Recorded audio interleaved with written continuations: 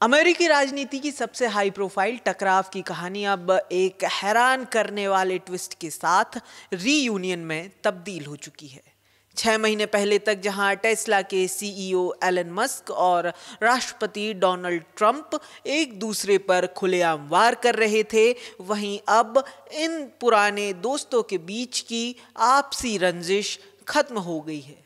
New York times की एक report के मुताबिक जो एलन मस्क ट्रंप के सामने नई पार्टी खड़ी करने की बात कर रहे थे, अब वही मस्क पूरे सम्मान के साथ व्हाइट हाउस में ट्रंप के स्टेट डिनर में शामिल होते दिखे।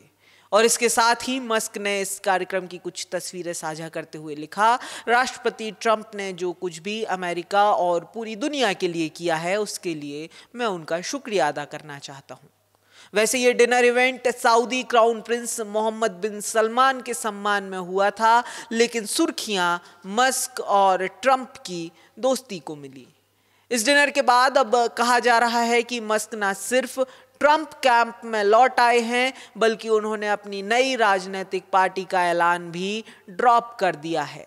साथ ही वह 2026 के मिड टर्म चुनावों में रिपब्लिकन उम्मीदवारों को फंडिंग देने के लिए भी तैयार हैं। लेकिन इस सब के बीच बड़ा सवाल वही है कि मस्क आखिर क्यों लौटे और कौन से फैसले ने बदली दोनों के बीच की टकराव की हवा। 2025 के मई जून में दोनों के रिश्ते इतिहास की सबसे तल्ख स्थिति में थे। ट्रंप ने धमकी दी कि वो टेस्ला और स्पेस एक्स की सरकारी फंडिंग रोक देंगे।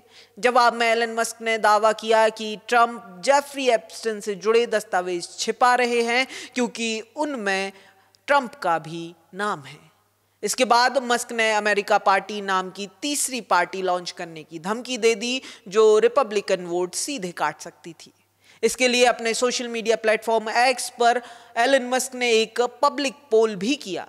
दोनों के बीच टकराव इतना गहरा गया कि ट्रंप ने मस्क का सोशल मीडिया प्लेटफॉर्म तक इस्तेमाल करना तकरीबन बंद ही कर दिया। हालांकि व्हाइट हाउस और बाकी आधिकारिक सरकारी प्रोफाइल एक्टिव रहे। दोनों के बीच की तल्खी मस्क की नाराजगी के कारण थी। मस्क की नाराजगी दो मुद्दों पर भारी थी। पहला, ट्रंप का बिग ब्यूटीफुल बिल जिसमें उन्हें सरकारी खर्च बढ़ता दिखा, और दूसरा उनके करीबी जैरेड आइजैक्सन को नासा प्रमुख नहीं बनाए जाने का विवाद। इसके बाद दूरियां इतनी बढ़ी कि मस्क ने रिपब्लिकन पार्टी का खुला विरोध तक शुरू कर दिया। तो अब तस्वीर उलट कैसे हो गई और बैक चैनल में क्या हुआ, ये भी एक बड़ा सवाल है।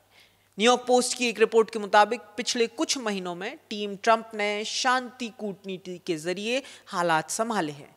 ट्रंप की टीम ने मस्क को पहले समय दिया और फिर बैक चैनल बातचीत शुरू हुई। सितंबर में वहीं एरिजोना में एक अंतिम संस्कार के दौरान दोनों की इस तल्खी के बीच पहली सीधी बातचीत हुई और उसी दिन दोनों के बीच की आइस ब्रेकिंग शुरू हुई। वहीं अब यह भी दावा किया जा रहा है कि उपराष्ट्रपति जेडी वेंस और चीफ ऑफ स्टाफ सूजी वाइल्स ने मस्क को भरोसा दिया कि व्हाइट हाउस में उनके सुझावों के लिए हमेशा खुला है और सरकार की नीतियों को आकार देने में मस्क बड़ी भूमिका निभा सकते हैं। उन्हें यह भी भरोसा दिया गया कि ट्रंप प्रशासन में उनकी प्रत्यक्ष पहुंच बनी रहेगी।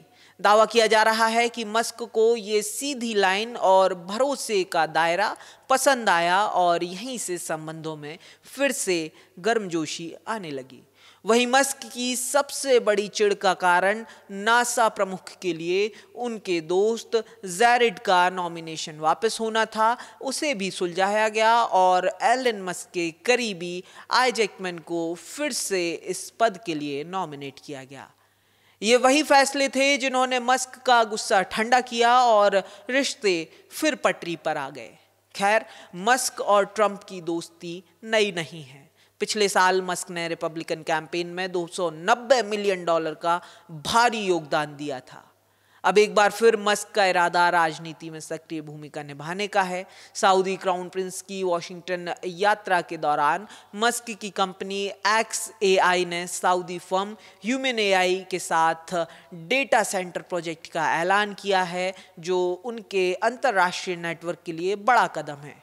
यहाँ ये तो कहा ही जा सकता है कि कहीं ना कहीं ट्रंप और मस्क दोनों ही सफल व्यापारी हैं। ऐसे में दोनों को एक दूसरे के साथ के नफा नुकसान की बैलेंस शीट समझने में देर भी नहीं लगी।